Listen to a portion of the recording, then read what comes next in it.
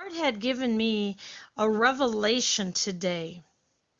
The tempter is the doorkeeper for the sins. For without the tempter, the other sins cannot come to be birthed.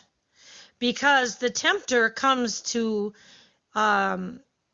plant the seeds and birth the seed of the sins.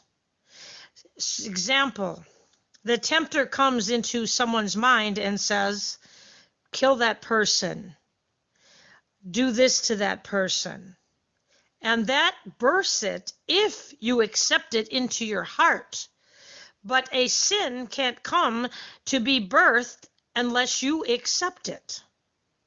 And that's why he says, lead me not into temptation, but deliver me from evil. For thine is the kingdom, the power, and the glory.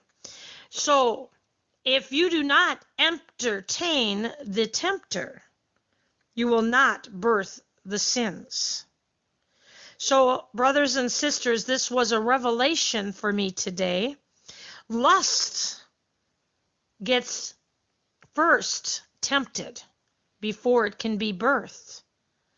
Jealousy, envy, bitterness, before these things can be fulfilled, it has to be tempted and accepted.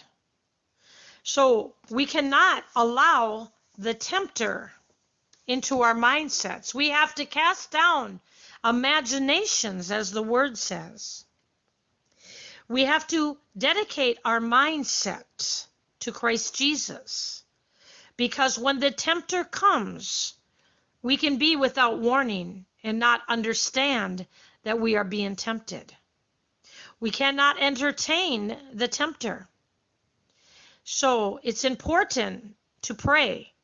I bind the tempter and command the tempter to be loosened from me in Jesus Christ's name.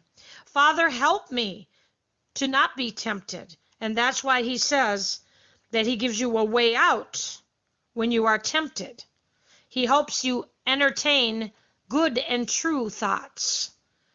So, what thoughts are you entertaining today? The tempter?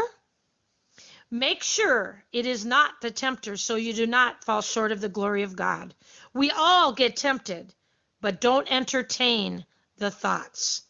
FYI, bind and loosen and cast down imaginations and anything that exalts itself against Christ Jesus. Be aware of the tempter so he doesn't lead you into lust